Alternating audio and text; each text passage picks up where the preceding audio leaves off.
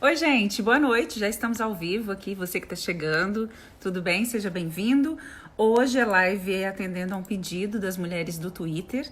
Então, nós vamos falar sobre Exposed, que é exatamente a exposição na internet. Oi, Célio, oi, Lilian, bem-vindos. Nós vamos conversar com a advogada civilista com ênfase em contratos de família, sucessões e posse, Emilene Lázaro. Ela também é feminista e estuda a violência de gênero. Então, você que está chegando agora, daqui a pouquinho vou colocar o tema da live. Oi, Alessandra Bacelar, presidente do Sindicato de Jornalistas. Oi, todo mundo que está entrando. Lilian, bem-vindos. Vamos dar um ok para ver se vocês estão me escutando bem. Eu estou de fone. Estão me escutando bem? Já deem um joinha aí para mim, já compartilhem essa live. A gente está começando agora. Hoje o tema é exposição na internet, é uma live a pedidos. Nós vamos comentar um pouquinho sobre esse termo, exposed, e que é muito comum na internet, principalmente no Twitter. A gente viu várias tags. Oi, Sônia. Oi, todo mundo que está entrando, Maiara. Já vou chamar a minha convidada, só falando um pouquinho de quem é Emilene Lázaro. Ela é advogada civilista com ênfase em contratos de família, sucessões e posse, também é feminista e estuda violência de gênero. Por quê que a gente está falando com ela sobre esse tema?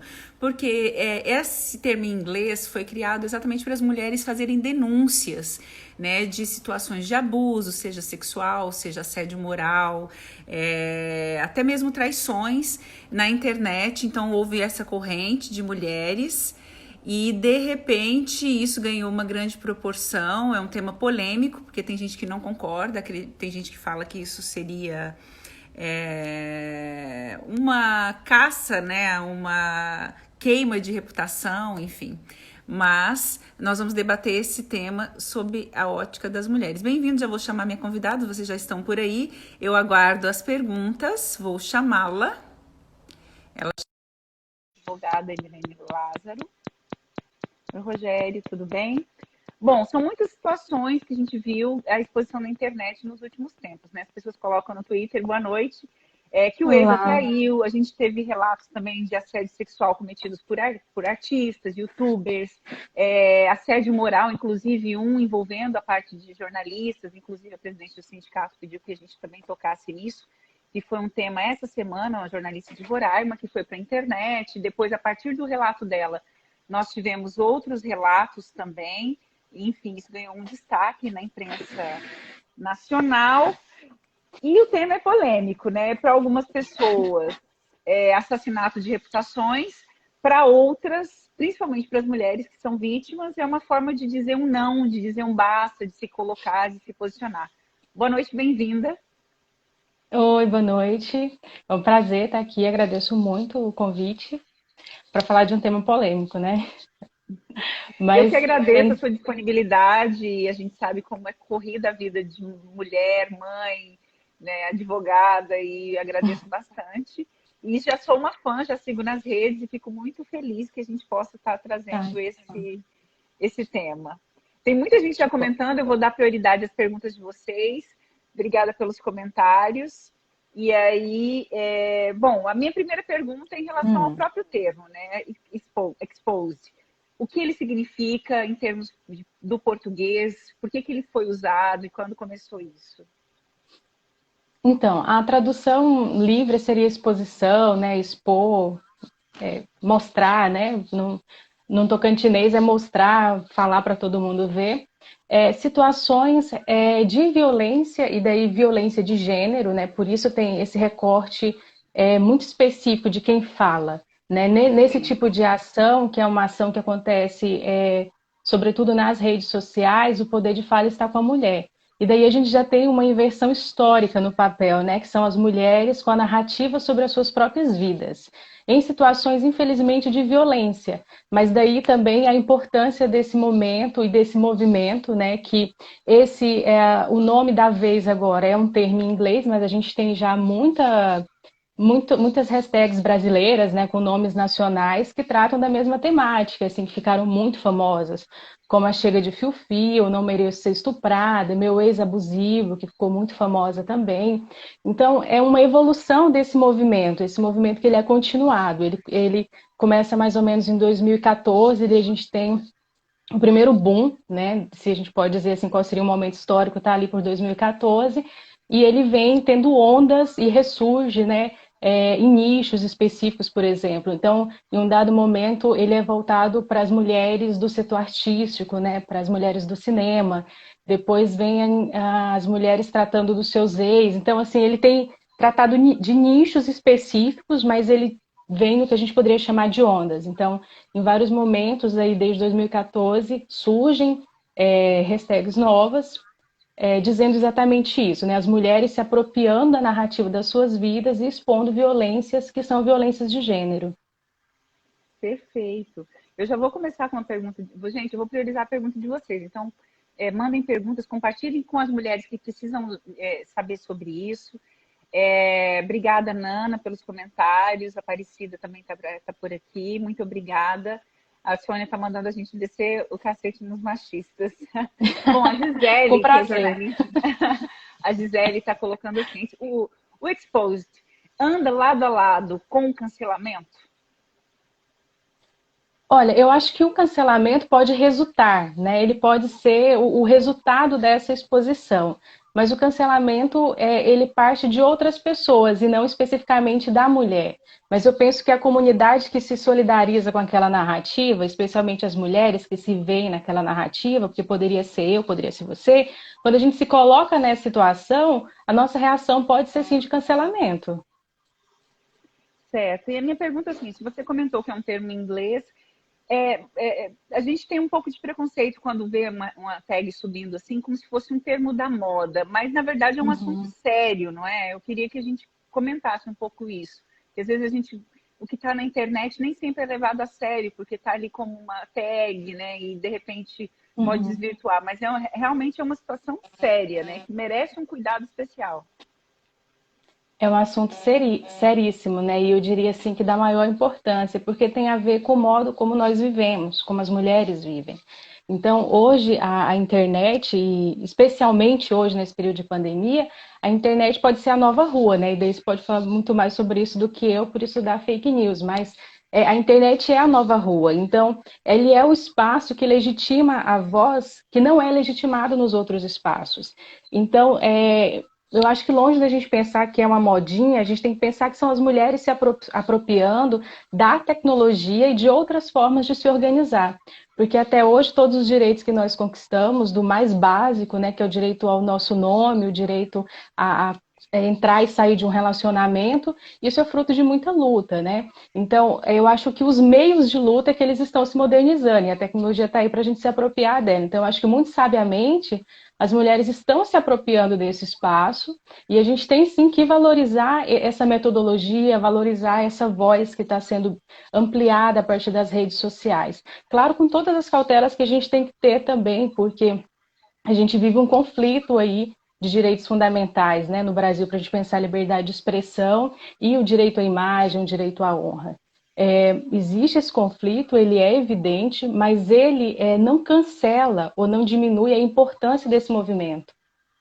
Perfeito. A Celise está colocando aqui, vamos nos unir e se fortalecer para falar sem medo. Só nós podemos mudar o jogo. Eu queria aproveitar essa colocação dela para fazer assim, uma outra colocação. Por que acaba sendo mais sucesso esse tipo de movimento? Porque fortalece as mulheres, é uma ação conjunta, a mulher se sente mais apoiada, representada. Por que esses movimentos ganham força na internet? Bom, eu acho que primeiro tem a ver com o fato de que é a juventude que está falando, né? E a juventude, nós, né? O primeiro contato com a internet, porque, né, vamos nos incluir na juventude. O primeiro Eu acho que eu não contato. estou muito mais nessa, não, mas tudo bem, vamos lá. Somos jovens há mais tempo, mas o primeiro contato com o feminismo, ele se dá muito pelas redes sociais, né? Então eu acho que tem a ver um pouco com isso, com o lugar onde a gente entende o feminismo, passa a ver o feminismo, e daí se apropria desse espaço para fazer as falas que são necessárias e para pautar as violências que nós vivenciamos, né? Então, uma coisa muito comum, por exemplo, quando a gente acompanha situações de violência de gênero, é que as mulheres, quando procuram ajudas, elas sofrem o que a gente chama de revitimização, que é a necessidade de estar o tempo inteiro contando a história dela e convencendo todo mundo. Aí você vai ter que convencer a delegada, você vai ter que convencer o escrivão, aí vai ter que convencer a pessoa lá do IML que vai fazer o exame para ver se o exame de corpo de delito, aí depois você vai ter que convencer o juiz, aí você vai ter que convencer seu advogado. Então você está nessa história do convencimento o tempo inteiro. Então ele é muito difícil, né? Trazer à tona esse tipo de violência tem essa dificuldade da revitimização. Então quando a gente tem esse espaço aberto, que é a internet, você fala assim, eu vou colocar ali, porque ali eu quero, enfim, vou desabafar, né? Aquele momento que você não aguenta mais a situação e você coloca isso nas redes sociais, que depois acho que a gente fala um pouco sobre isso, que deve ser colocado com cautela, com muito cuidado, mas tem muita legitimidade isso, e também foge, também eu penso que pode ser uma estratégia de fugir um pouco dessa revitimização a que a gente está sujeita. Perfeito. Gente, quem está entrando, muito obrigada pela participação. Sejam bem-vindos, Verônica, Daiane, Sheles, muitas mulheres conosco aqui. Viviane Fragoso, bem-vinda. Karenina, o Fábio também, muito bacana ter presença masculina. Liz, a Paula Lima, Ildete França, Renata, enfim, se eu esqueci alguém. Alana, vão mandando perguntas, porque nós estamos debatendo o tema de exposição na internet, principalmente nesse viés feminino, né? De como as mulheres é um espaço para que as mulheres possam fazer denúncias, colocar suas histórias de assédio, de abuso, assédio moral e também de traições. A gente teve um caso recente da Maíra, né? Que ficou famoso, enfim. E a Alessandra Bacelar, presidente do sindicato, ela coloca que estava mais para frente, mas a gente já vai antecipar. Como fazer essa exposição sem gerar uma demanda judicial? Como que a mulher ou a pessoa que é vítima de alguma violência pode contar a sua história sem que isso seja depois usado contra ela? Uhum. Eu acho que tem algumas cautelas que a gente pode adotar para que não vire, né, contra nós depois da situação. Mas antes só de responder isso, eu queria aproveitar que você mencionou a traição para dizer o seguinte, que já tem entendimento jurisprudencial considerando traição violência doméstica. Então a gente sai do âmbito do puramente moral, né, que não para entrar em um outro âmbito da responsabilidade civil, né, e do próprio desencadeamento que seria pensado as violências de gênero. Então, a gente já tem no Brasil tribunais considerando a traição violência doméstica. Mas são posicionamentos bem recentes. São posicionamentos bem recentes, porque, na verdade, caracterizaria ali na violência psicológica, violência moral, né? Tribunais estão trabalhando nesse sentido. Mas eu até anotei aqui o que eu acho que a gente pode adotar como uma perspectiva quando você vai escrever. Acho que seria isso. Você sentou na frente do computador, vai fazer o relato, acho que você tem que ter em mente algumas coisas, né? E o principal é não identificar a pessoa. Esse movimento atual, ele tem uma diferença dos anteriores, do Chega de Fio-Fio, meu ex-abusivo, meu amigo secreto, porque esse ele dá o nome às pessoas. Então é muito comum ele nomear, né? Até para que outras mulheres também se identifiquem, digam que foram vítimas daquele mesmo sujeito, e possam reunir provas e mais vítimas do mesmo autor. Então, dar o nome nesse movimento específico também tem esse objetivo, que é de reunir as vítimas do mesmo autor. Mas dar o nome é extremamente perigoso do ponto de vista do resultado da exposição. Por quê? Porque os caras geralmente se defendem alterando a narrativa, que inclusive é uma especialidade masculina ao longo da história, né? Alterando a narrativa, e daí, de acusado, ele passa a ser vítima, porque a honra dele foi exposta na internet. Então, acho que uma coisa que é muito preciosa de a gente ter o cuidado é privilegiar na narrativa como nós nos sentimos, né? Contar a história sem dar as características de como você pode identificar o autor. Não dar nome, nem telefone, nem dizer local de trabalho.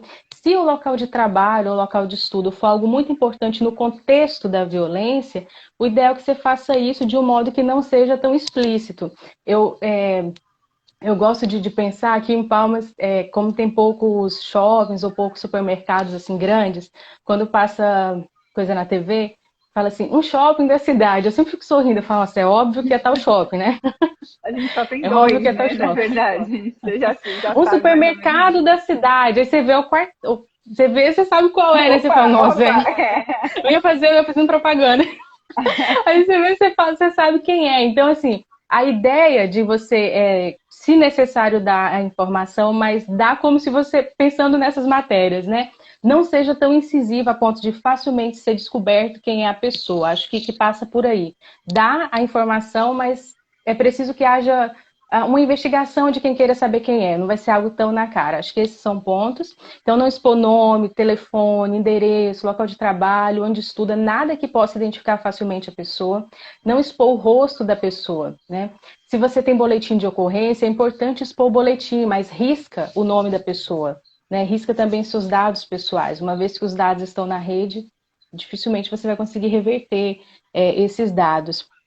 E daí eu penso que evitar xingar também, porque daí pode caracterizar ilícito civil, né? Você ficar xingando a pessoa, ofender a pessoa, né? E tentar, se você não sabe exatamente qual é a caracterização do crime, porque o crime ele tem um verbo, né? É matar alguém, ofender, é sempre um verbo. Se você não sabe exatamente qual é o verbo do tipo, ou seja, se você não teve assessoria jurídica, evita dar o nome, porque quando você dá o nome, também favorece a imputação depois de calúnia, que é o quê? Dizer que você atribuiu à pessoa um crime que ela não cometeu, né? E isso é muito comum. Os acusados nas redes sociais, eles costumam reverter a narrativa exatamente usando esse expediente, dizendo o seguinte, olha, depois que ela falou isso, eu comecei a ser perseguido nas redes sociais, né? Depois que ela falou isso, eu fui demitido do meu trabalho, enfim. Minha vida Vai falar as acabou. consequências. É o que eu li do marido, do ex-marido da Maíra Card. Ele colocou isso, olha, minha vida acabou, eu fui exposto, etc. Mas assim, eu tenho uma dúvida. Porque assim, na verdade, essa exposição em conjunto, ela reforça, dá força para a mulher, né, no caso. E aí atrai mais mulheres, a gente vê os casos assim, as mulheres têm coragem de falar, enfim. E quando a gente não põe nome, será que isso não prejudica esse apoio? É, não perde um pouco o sentido? Assim, Não, eu não sei que colocar o nome do autor.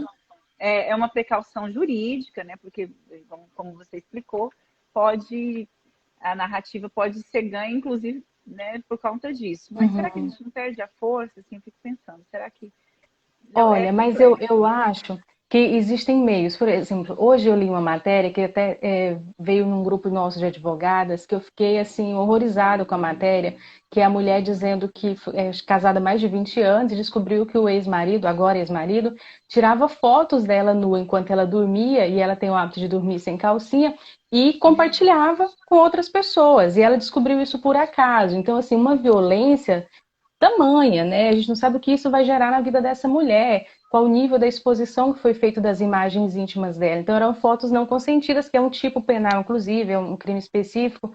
Mas estou usando esse exemplo para dizer que há uma matéria contando essa história e eu não sei quem é o marido dela, né? Então, você pode dar nome fictícios, é uma possibilidade, e dizer na sua história, olha, vou colocar aqui um nome fictício. A gente vê isso o tempo inteiro nas Perfeito, essa revistas, então sugestão é ótima.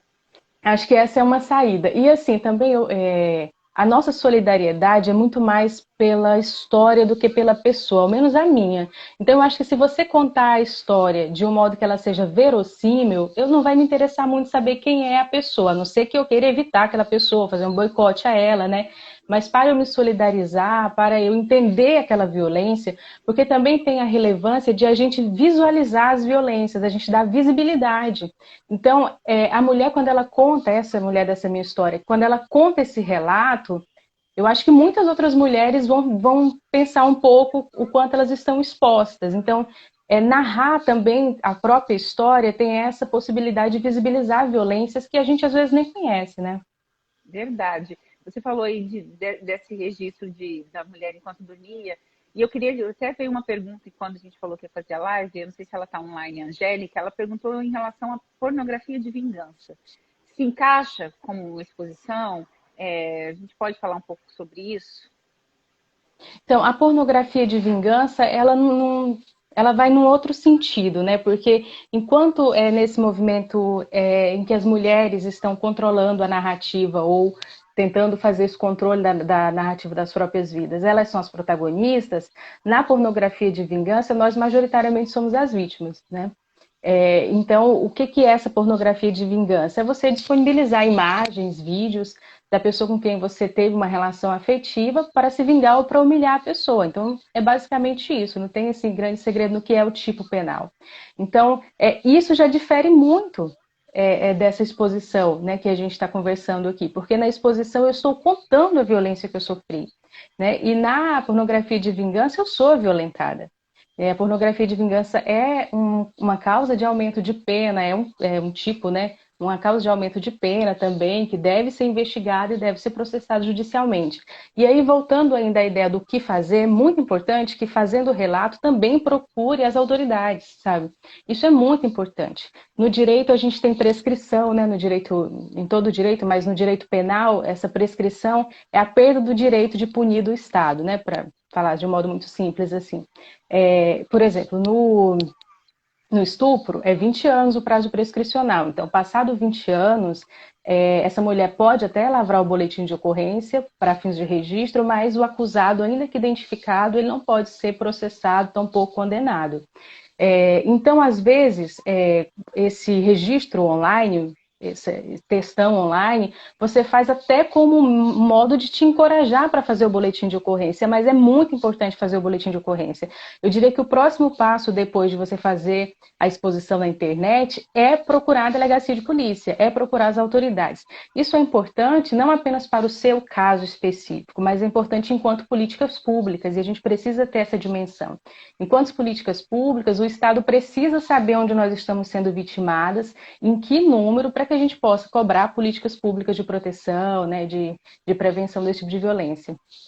Perfeito. Obrigada para quem está chegando. Cíntia, Cleusinei, Gabriela está com a gente também, o Márcio, Rubens Gonçalves, Juliana Reis, Luana Ribeiro, Natália Braga, não sei se ainda estão por aí, Vanessa, e Celise, Alexandre Peara, Jocel, bem-vindos todos. Podem mandar perguntas. O tema hoje é a exposição na internet pelo viés feminino. Marcos Adriano, homens também podem participar, mandando perguntas, enfim, colocando. Mulheres podem colocar casos aqui também, se já sofreram. Zacarias, Adriano, Ju, enfim, todos muito bem-vindos. Vou passar algumas perguntas aqui. Renata, bem-vindos, bem-vindos, bem-vindos. Bom, vou à pergunta aqui da Gisele, ela colocou alguma coisa aqui atrás, deixa eu ir rapidinho. Bom, a Gisele coloca assim: lembro do caso do Zé Maier, o resultado veio da pressão na internet, ao meu ver. No entanto, a vítima sofreu consequências. Tem isso também, a pessoa é vítima, ela coloca a história dela, que já é de dor, e aí ela também é punida. Como fazer? Tem demais, né? Tem demais porque é reflexo da nossa sociedade, que é uma sociedade altamente machista. E aí, pensando ainda nessa forma de como a sociedade responde, eu não sei se chegou a vazar de fato esse nude, porque eu não vi, mas teve a história do nude do Thiago York. Sim. Há umas semanas atrás. E o Thiago York, nos comentários que eu vi, estava sendo bem endeusado pelo nude que foi vazado. E quando vaza o nude da mulher, a reação é muito oposta a essa. Né? Todo mundo se pergunta, mas como deu a bobagem de se deixar fotografar, como deixou no computador, como deixou que alguém acessasse o seu dispositivo eletrônico, seja ele qual for. Então, essa resposta, ela mostra exatamente qual é a cultura da nossa sociedade, que é uma cultura machista. Então, para nós, o julgo sempre vai ser pior, né? Sempre. Então, sempre vamos estar em desvantagem. A narrativa, ela é muito importante, mas a mulher também precisa procurar apoio, porque vai vir pauleira, né? Vão vir para cima dela com tudo, culpando-a por ter se deixado expor, culpando-a por não ter sido tão atenta, culpando porque bebeu, né? E o cara forçou uma relação sexual não consentida, também conhecida como estupro, né? Então, assim, nunca a culpa vai ser do cara, é da mulher que bebeu demais e deixou, né? Então, isso é reflexo da nossa sociedade, que é uma sociedade machista. Então, é importante fazer a denúncia e procurar também apoio. E esse apoio, se profissional, ótimo, né? Se tiver condição. Se não, procurar rede de apoio informal mesmo, amigas, família, né? Mas não ficar sozinha, não se isolar. Importante isso. Antônio Alexandre, que está lá em Portugal, coloca o seguinte: isso é exaustivo para a mulher. Uma luta árdua para alcançar direitos tão lógicos. Também acho, viu? Obrigada pela sua participação. As pessoas comentando que é um tema interessante. A Celise comenta aqui, principalmente ter que provar o abuso, que é o que você está falando, né? Às vezes que ocorre na infância, o caso de pedofilia também é um caso muito cruel. Você quer comentar em algo? Porque às vezes a mulher também só consegue perceber o abuso depois. E aí talvez identifique quando uma pessoa comenta, né? Põe na internet, expõe, aí ela também acorda, né? Acontece isso também? Demais, né? Como nós vivemos uma sociedade muito violenta, especialmente com as mulheres, a gente demora até entender o que é violência. Então, até você entender que aquela conduta é uma conduta que te violenta, que tem reflexo na tua vida, na tua autoestima, no modo como você se coloca no mundo, pode levar muito tempo. E depois de entender, até você se encorajar a tirar a culpa, porque a gente fica achando que a culpa é nossa. Então, até você tirar a culpa e ter coragem de fazer essa narrativa pública, você leva muito tempo. E no caso de criança e adolescente, acho que uma informação importante é que o prazo prescricional, aquele do direito de punir do Estado, ele só começa a contar após a maioridade. Então, se você, né, passou por isso na infância, e quando atingiu a maioridade, né, você entendeu o que é uma violência e quer procurar reparação, quer procurar o Poder Judiciário, né, no caso da Delegacia de Polícia, depois o Poder Judiciário, tem esse lapso temporal maior que começa a contar depois da maioridade. Entendi, olha, muito importante essa informação. A Lília coloca o seguinte: gostei muito dessa jurisprudência. Vou precisar sair da live, deixo meu registro, que vocês duas são fortes representantes das mulheres. Obrigada, deveriam pensar em se candidatar. Olha, aí Deus já é não mais. sei. O Alexandre coloca o seguinte: até muda o foco da questão da exposição. Quando se faz a exposição, o agressor vai de vilão a vítima, se apegando em crimes contra a honra. Foi o que ela colocou aqui antes, né? Que por isso que a mulher tem que ter esse cuidado. Celise coloca: busco vítima de uma pessoa com um determinado perfil. Vou fazer um texto. Mas como as pessoas que se identificarem vão se encontrar? Olha, identificação, né? Que ela quis dizer. Uhum.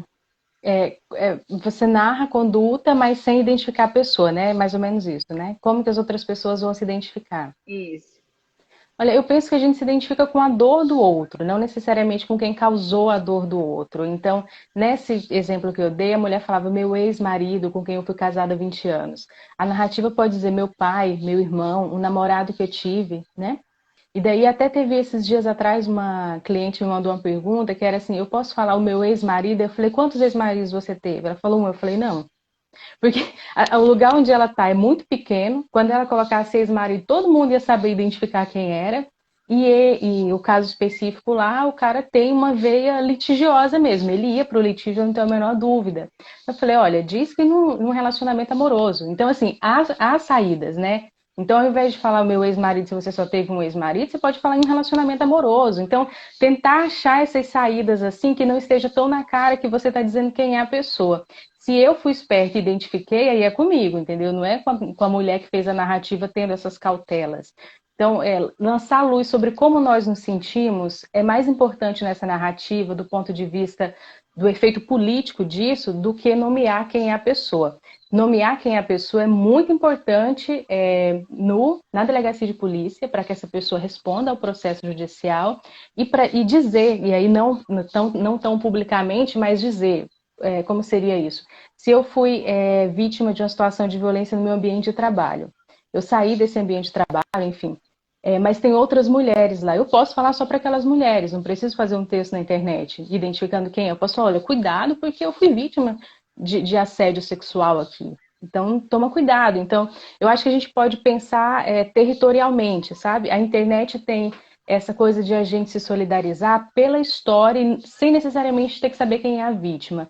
Apontar quem é a vítima é importante para quem está no entorno, então você pode fazer isso de um modo mais privado, né? Acho que assim evita mais problemas judiciais.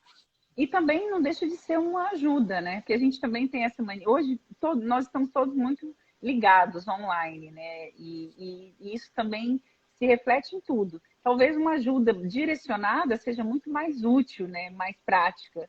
Mas, enfim, é bom que também a gente tenha... Foi ótima a sua dica, que são essas possibilidades. Eu vou tentar ler os comentários, eu tenho outras perguntas, mas eu vou priorizar quem está online. A Cíntia coloca o seguinte: mas em alguns casos, por exemplo, no caso do João de Deus, quando iniciaram as denúncias e a partir das denúncias nominais foram surgindo os novos relatos, né? Realmente, a gente acha eu não assisti o documentário, mas me parece, pelo que eu vi, assim, inclusive quero muito assistir esse documentário, que a primeira mulher demorou muito tempo a identificar o nome, e ela só fez isso quando ela encontrou outras mulheres também. Então, veja, ela fez meio que uma busca para ver se tinha outras vítimas para ela não ficar tão desacreditada sozinha. Então, eu acho que sempre vai depender do contexto, né? Se naquele contexto indicar o nome é fundamental. Vai ter contextos que sim, e vai ter contextos que você pode se resguardar para evitar ser vítima, ser ré, né, em um processo judicial. Raul está por aqui, Lidiane, Alexandre, oi todo mundo, Conselhos para o Luto, Pedro, bem-vindos. Deixa eu ver se a gente tem mais alguma pergunta ou colocação aqui. Ah, sim, a Luana Ribeiro coloca, o agressor tem que ser identificado sim, ocultar o nome é como ser cúmplice.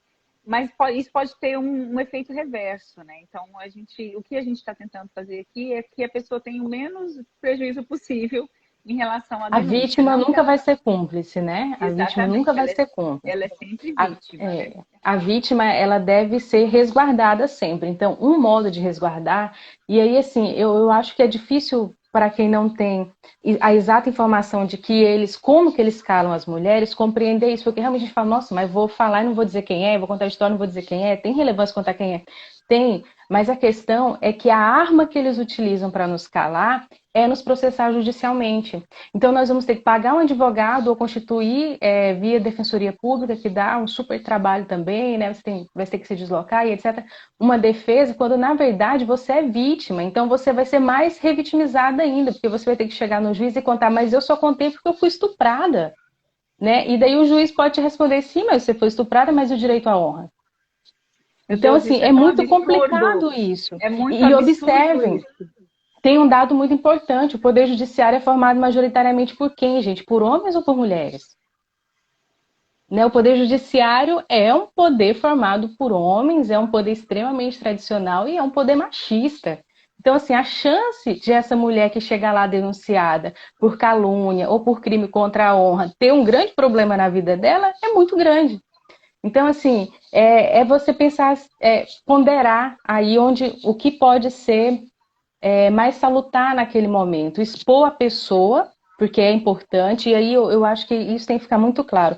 Haverá situações em que expor o nome é muito importante, mas nem todas as situações exigem a exposição do nome. Em algumas situações, não expor vai te causar menos problemas e vai atingir o objetivo, que é mostrar que existe essa violência. É claro, a gente também tem que colocar, até vou ponderar aqui, claro que mulheres, assim como homens, podem falsear, podem enganar, humanos, né, gente? Exatamente. Pode ter casos em que não é real, é uma fake, é uma desinformação e está também exposto na internet. Mas mesmo com todas essas imperfeições que são naturais do ser humano, a gente sabe que os crimes impactam muito mais as mulheres do que os homens quando se trata de violência, né? E aí, olha, estatisticamente, as denúncias falsas são muito menores. Eu não tenho esse número de cabeça aqui agora, mas há pesquisa no Brasil sobre isso, e estatisticamente as denúncias falsas são muito pequenas diante do universo de denúncias. Eu vou aproveitar esse gancho, a Thelma está dizendo que todos deveriam assistir essa live, eu também acho de utilidade pública, Thelma. Obrigada, Thelma Maranhão. Vai ficar salva a live, né, no meu IGTV, também vou passar para a Emilene, para ela deixar nas redes dela. Pegando esse gancho, sob a ótica feminista, é possível dizer que o movimento de exposição na internet diminui a desigualdade entre homens e mulheres, esse poder, ou, na verdade, ele aumenta? Porque, como você falou, muitas vezes as mulheres ficam desacreditadas. E a gente, até para poder denunciar uma violência que sofreu, tem que estar cheia de dedos, né? Tipo, ai meu Deus, eu não posso. Como que você avalia isso, desse ponto de vista feminista? Eu acho que é um instrumento importante na busca pela igualdade, mas eu não acho que ele reduz, de fato, essa desigualdade de poder, né? Entre homens e mulheres. Mas é um instrumento muito importante. Porque, veja, o que a gente não fala não existe. Quem não tem poder de fala não é sujeito, é objeto, né? Então, assim, esse poder de fala, essa narrativa, ela é fundamental por isso, porque não nos foi dado desde sempre o direito de falar, né? De tomar as rédeas da narrativa das nossas vidas. Essa é uma conquista, e uma conquista muito recente na história das mulheres. Então, isso tem que ser enaltecido o tempo inteiro. A gente não pode perder isso de vista em nenhum momento. Mas isso também não vai mudar o cenário. Só isso sozinho, né, não vai fazer com que a sociedade deixe de ser machista, deixe de ser patriarcal e passe a acreditar nas mulheres e passe a se preocupar com as mulheres e a não violentá-las. Mas eu acho que é um instrumento de luta extremamente importante. E aí, de nossa parte, eu acho que o fundamental é a gente não desacreditar as mulheres, né? Se você não acredita naquela narrativa, fica na sua, né? Eu acho que assim, a gente não precisa comentar tudo que tem na internet. Então, se a narrativa parece um pouco estranha, e às vezes eu leio narrativas que eu falo, nossa, tá um pouco estranho, mas aí eu fico com aquela impressão para mim, eu não vou lá desacreditar a mulher, não preciso ir lá desacreditá-la. Eu acho que isso é uma postura política mesmo, de não desautorizar as narrativas femininas. Então, ainda que eu veja que possa ter alguma incoerência naquilo ali, eu não vou lá desacreditar, porque eu acho que a longo prazo e para a luta é muito ruim eu desacreditar as mulheres, porque, como eu disse, estatisticamente, as denúncias falsas são pouquíssimas, são pouquíssimas. Aí toda vez que a mulher faz uma denúncia, vem lá uma pessoa, põe um textão e fala assim, ah, mas as mulheres fazem denúncias falsas e estraga a vida dos homens. Cadê a estatística que comprova isso, companheiro? Porque se você não tiver informação segura de que as mulheres estão denunciando falsamente, é achismo, né? E estatisticamente a gente não tem. As mulheres fazem denúncias, na sua maioria denúncias reais. Como você disse, realmente existem denúncias falsas, existem denúncias por vingança, isso existe, né? Porque a mulher também não é um ser que está imune a sentimentos, a equívocos, não é isso que a gente está no feminismo dizendo também. O que a gente está dizendo é que existe uma relação desigual de poder e que essa relação desigual de poder, ela pende de um modo que nós estamos sempre em desvantagem, né, estruturalmente. Mas pode ser que em uma situação ou noutra, realmente a narrativa não seja verdadeira. Então, eu não sou juíza do caso, eu não preciso ir lá no tribunal da internet e falar, você está mentindo. Não vou falar isso, né, gente? Porque a longo prazo isso eu acho que causa mais prejuízo do que benefício para a luta que me beneficia. Porque a luta pelo direito das mulheres me beneficia. Beneficia aquela que não é feminista, beneficia aquela que está nem aí para as feministas, que fala mal das feministas. Acho que ter essa dimensão política é muito importante. A luta pelo direito das mulheres, ela beneficia indistintamente todas nós, né? Independente de a gente ter ido lá levantar a bandeira ou usar a hashtag e fortalecer uma campanha. Então, eu acho que passa por isso. Por se você não acreditou muito, fica na sua, não vai lá comentar, não. E se puder, se você acreditou, dá força, dá apoio, se coloca à disposição. E eu acho que uma coisa que a gente tem que pensar é muito nos nossos ciclos próximos, pensar em territorialidade mesmo. Às vezes a gente tem essa capacidade de se solidarizar com a mulher que faz uma narrativa lá do outro lado do país, e a mulher tocantinense, a mulher aqui de Palmas, que faz uma narrativa, né, lá. No máximo você vai lá e fala, que história esquisita. Tá querendo tirar vantagem. Então, eu acho que não deve ser essa a postura, né? Tem uma mulher sendo atacada, tem uma mulher fazendo um relato, ouve. Você não tem que fazer nenhum julgamento de valor. Eu acho que isso ajuda mais o movimento e a luta pela igualdade de direitos e tal do que qualquer outra postura. Perfeito. A gente teve um caso aqui, que foi até ele que nos proporcionou essa live, uma amiga em comum que falou, olha, vamos falar desse assunto, que foi um caso no Twitter, né? Acho que tem um mês e meio, mais ou menos, uns 20 dias, de uma exposição de várias meninas, inclusive menores de idade. Até veio uma pergunta no inbox aqui. Quando se trata de menor, tem alguma recomendação a mais? Quando a menina é menor e está fazendo a exposição? Enfim, eu não sei o que virou esse caso em especial, mas ele realmente rendeu bastante aqui nos grupos de Palmas, né? A exposição do rapaz e várias meninas também colocando essa situação como se fossem, não necessariamente vítimas de violência, mas de... Como que a gente pode qualificar esse caso em específico? Como se fosse uma... ludibriadas mesmo, né? Enganadas ali para um rapaz. Essa história tinha... Eu cheguei a ler alguns relatos, porque eu me interessei de entender o que estava acontecendo. Eu até mandei mensagem no privado, mas eu acho que não se desdobrou, porque não fui acionada depois. Eu vi que tinha, salvo engano, tinha um relato que eu caracterizaria como estupro, mas os outros era mais uma espécie de fraude, vamos dizer assim. Eu achei que ele era tal coisa e na verdade era outra coisa. Eu vi muitos relatos assim, não sei se eu vi o universo todo dos relatos, mas assim, no geral, tinha a ver com festas, as meninas estavam em festas, havia bebida e o cara se aproveitava da circunstância. Assim, no geral era isso, né? Isso, exatamente. Isso, dependendo do que ele fez ao se aproveitar da bebida, pode ser um tipo penal, né? Pode incorrer em um crime. Mas não necessariamente vai ser estupro, né? A depender da conduta, do verbo lá que ele praticar. Mas nesse caso, eu vi que eram menores de idade, assim, os cuidados, eles são os mesmos. E eu acho que sempre acionar os pais, né, gente? Com menor de idade, a gente tem que ter essa cautela de que são os pais que respondem ainda, né? Crianças, adolescentes têm acesso às redes sociais, mas os tutores, os pais, respondem por tudo que elas colocam ali. Então, eu acho que se a gente está vendo uma criança ou um adolescente narrando uma violência, e se a gente conhece o pai é uma sociedade pequena, né? A gente acaba conhecendo quase todo mundo, a gente pode contribuir perguntando, olha, está acontecendo isso, você viu, não sei, né? Mas também falar com algum cuidado, né? Para não criar um problema para essa menina que está contando a história que às vezes a família não sabe. Mas eu diria que a criança e o adolescente tem que ter o cuidado de acionar a família, porque é o tutor, é a tutora que vai poder ajudar. Acabamos de responder sua pergunta, Jaqueline. Ela já tinha colocado aqui nas E perguntas para a live. nesse caso de Palmas, eu penso, pelo menos havia algumas indicações nesse sentido de que o rapaz iria processar as meninas, né? Havia indicações nesse sentido, até pela profissão, pelo modo como foi exposto. Então, nesse caso específico, eu entendi, olhando de fora, que elas estavam tentando juntar meninas que tinham sido vítimas do mesmo golpe, do cara Dom Juan, que cantava todas nas redes sociais, pegava o contato de todas as meninas, ficava importunando, mandando mensagem, fazia perseguição nas redes sociais, stalk, etc. Então, E aí elas tinham essa pretensão de que stalk também é um tipo de violência, né? Ela tinha essa pretensão de reunir vítimas do mesmo cara. É uma estratégia, como eu disse, né? Mas é uma estratégia que pode se tornar perigosa se a resposta do autor da violência for um processo judicial. entendi. Olha, a Miriam perguntando: existe jurisprudência de danos morais pagos à vítima por violência emocional ou psicológica?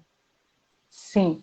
O entendimento dos tribunais brasileiros hoje é de que a violência doméstica e familiar ela gera dano in re ipsa, né? Que é o que a gente fala no direito, ou seja, independe de provas, independe de grande comprovação.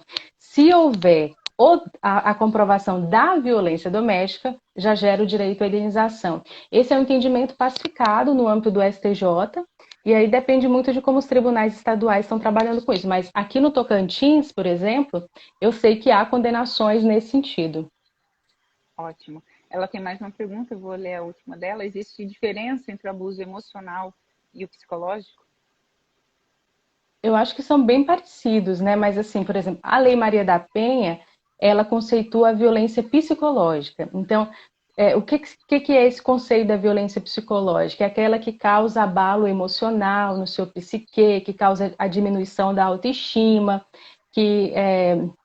enfim, é nessa linha. Me parece que essa linha tem a ver com o emocional. Então, assim, para fins de lei, de processo, eu assemelharia, né? Acho que a violência psicológica, ela causa danos emocionais, né? Me parece que a linha é essa.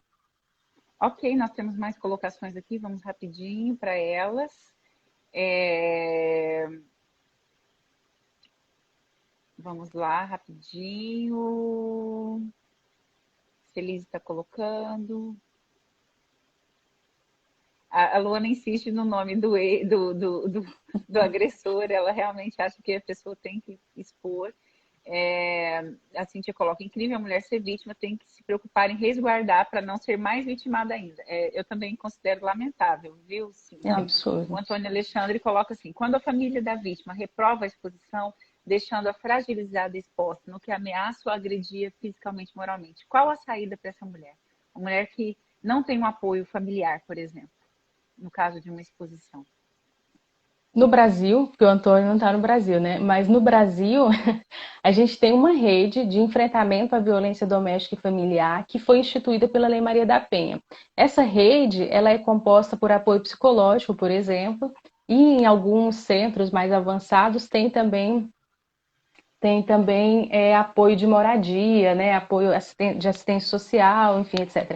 Então, o que eu aconselharia é sempre procurar redes de apoio. Existem muitas redes de apoio relacionadas à violência doméstica e familiar, as estatais e as não estatais. Em Palmas, por exemplo, uma não estatal é uma ONG que tem mais de 22 anos, que é a Casa 8 de Março.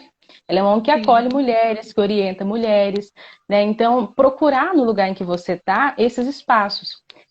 Em Palmas, a gente tem um grupo também gigantesco de Facebook, que é um grupo que surge com uma finalidade específica, mas no final ele acabou sendo um grupo que as mulheres se ajudam ali mutuamente.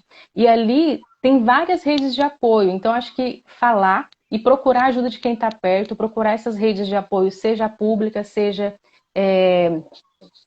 das suas amigas, né? Procurar apoio fora da família. Então, se a família não deu o apoio, a gente pode procurar nas outras redes próximas. E procurar do poder público.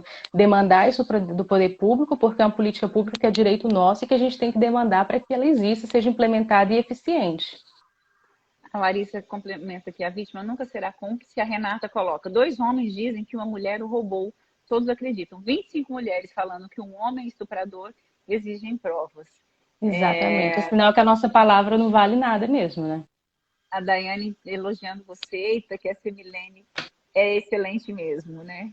E a Grazi Aguilar, que também é advogada, coloca o seguinte: também a violência psicológica é sempre recriminada, principalmente por mulheres. Acho que a gente não entende muito, né? Quando é uma violência psicológica. E quando a gente faz essa exposição, talvez não fique claro para todo mundo. Acho que nem a própria vítima sabe o que é uma violência psicológica, né? Até que ela tenha que procurar ajuda psicológica para entender o que isso causou. Né? A violência psicológica é uma violência muito difícil de a gente conseguir identificar. Por quê? Porque a gente está num ciclo de uma sociedade que nos violenta o tempo inteiro. Então a gente vai tomando aquela ação, aquela conduta como algo natural, até que um dia você entende que aquilo é uma violência. E a relevância das mulheres falarem sobre isso é exatamente essa, porque quando você fala, eu me reconheço na sua experiência, eu falo, então pode ser por isso, né, que tem tal coisa na minha vida. Então, a fala tem essa condição de ajudar outras mulheres que ouvem, que se reconhecem na situação de violência. Mas a violência psicológica é dificílima de a gente perceber ela. E daí até nós, né, nós que estudamos o campo da violência de gênero, nós que somos militantes dos movimentos feministas, nós não estamos imunes a isso. Então, quando é conosco, quando a gente está dentro da ilha, a gente não enxerga a ilha, é aquele ditado, né? Então, quando a gente está dentro da relação amorosa, eu amo a outra pessoa, eu quero que aquela relação dê certo, é muito difícil ver a violência psicológica. A gente vê quando ela já está muito próxima da violência moral ou da violência física mesmo. Verdade. É muito importante você colocar isso, porque a gente acha que só mulheres frágeis, que não têm... Às vezes uma feminista é vítima, né? E está envolvida emocionalmente, não consegue sair da relação. Gente, tem demais. Ó, a Daiane coloca assim: infelizmente, mulheres às vezes somos nossas maiores inimigas e muitas acabam sendo usadas como massa de manobra dos homens. Quer comentar alguma coisa em relação a isso? Olha, eu tenho defendido que nós não somos inimigas nem nessas situações aí. Porque se a gente for pensar um pouco, e aí eu acho que convido todo mundo a fazer esse exercício, quando você precisou real, quem te estendeu a mão? Foi um homem ou foi uma mulher? Em pouquíssimas respostas, a gente vai ser um homem. Então é porque a gente às vezes espera mais do que a outra pessoa está disposta a oferecer, mas também lembrar que nós somos produto de uma sociedade machista, então nós também reproduzimos machismo. Então os nossos julgamentos, eles estão repletos de uma cultura que nós reproduzimos que é machista. Então, para vencer o opressor, primeiro eu tenho que vencer o opressor que está em mim. Por isso o feminismo é muito importante. Porque eu entendo essa opressão, eu consigo ter uma leitura macro da situação, e aí eu vou ouvir a mulher de um outro jeito. Porque eu venci o machismo que me estruturou, que me formou dentro da minha casa, na minha igreja, na minha escola. Né? Esses espaços são permeados pelo machismo. Gente, nosso tempo está acabando, é uma pena. Então eu vou agir aqui, olha. A Renata fez essa pergunta, eu acho muito importante, até porque a gente viveu no jornalismo esse tipo de assédio moral, enfim, que aconteceu e virou destaque. Quando a violência é sofrida no trabalho, quanto tempo após o ocorrido ainda pode ser denunciado? Pergunta da Eu estou Renata. olhando aqui porque eu quero ver qual é a pena. A pena é de 1 a 2 anos, então é bem curta o prazo de denúncia. Deixa eu só olhar aqui no Código Penal.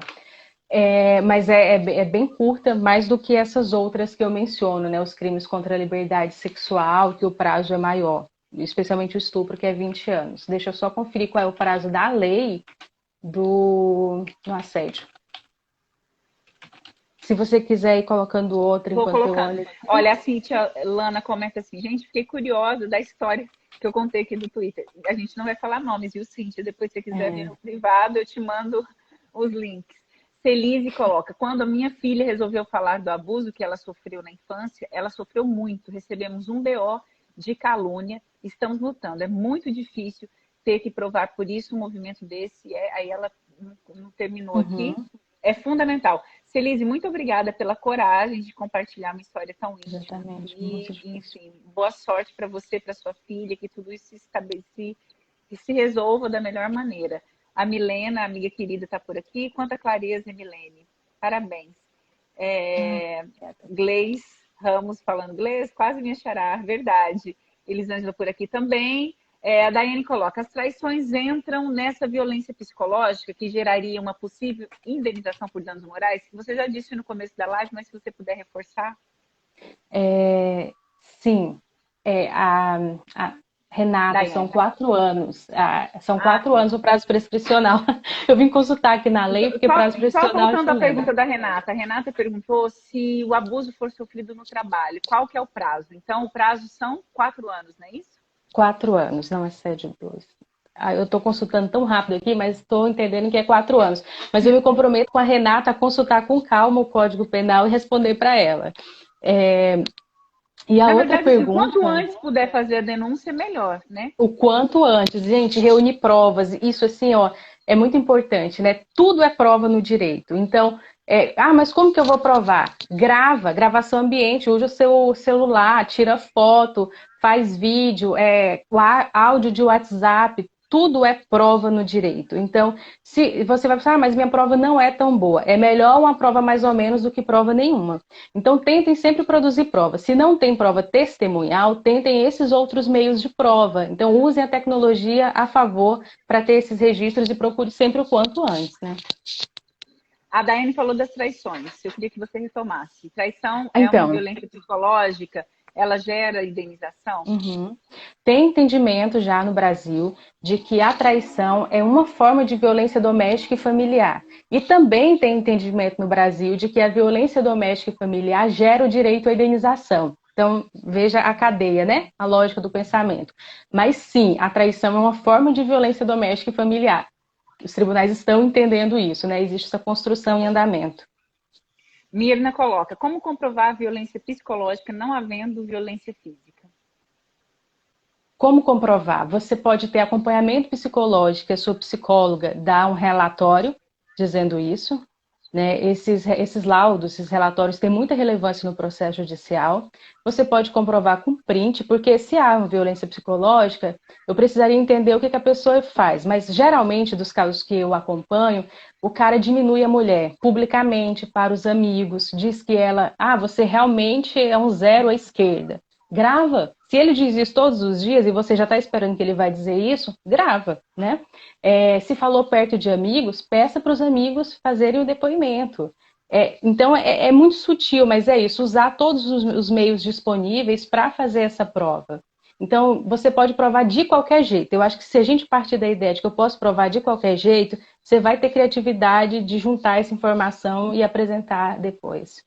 Gente, 4 minutinhos para término. Alexandre coloca, Antônio Alexandre, Portugal se tornou o 28º estado brasileiro, é o Havaí do Brasil. A Larissa fala do grupo Indique uma Mana. Aqui a Jaqueline entrou e fez a mesma pergunta, acho que nós já respondemos, né? A Thelma comenta, é bom lembrar que a violência psicológica causa danos às vezes irreparáveis. Grazi coloca, para algumas mulheres expor a violência psicológica é mimimi. E Mirna reforça, nunca somos inimigas, mas sim frutos de uma sociedade machista. Bom, o pessoal comentando aqui, uma pergunta da Ero. Assédio moral pela chefe, posso considerar violência emocional ou psicológica? inclusive comprovadamente por grupos de WhatsApp. Eu caí e perdi um pouco. A Ero pergunta, aqui, assédio moral pelo chefe ou pela chefe, posso considerar violência emocional ou psicológica, inclusive com conversas comprovadas no WhatsApp? Então, o assédio moral, ele entra num outro campo, que não seria esse campo que a gente está pensando da Lei Maria da Penha, né? Eu não sei se tem uma relação, mas é porque como a gente estava falando isso para distinguir. Inclusive, é tratado em um outro tipo de juízo. E sim, um assédio moral, ele pode causar ou ser decorrente de uma violência psicológica. Né? Então, veja, humilhar uma pessoa para obter vantagem é uma forma de violência psicológica e pode ser uma forma de assédio moral também. Tá bom? Então, as coisas se conjugam. A Gina, amiga querida, está aqui e fala, olha, a traição, mas a traição não necessariamente se trata de gênero. Não necessariamente. Né? Não necessariamente. A Gleice coloca aqui, e a alienação parental? Então, a alienação parental é quando um dos genitores utiliza o filho contra o outro, né? Estou explicando assim de um modo muito simplório. Então, é quando você ou impede o convívio ou você fala mal do outro genitor para o filho.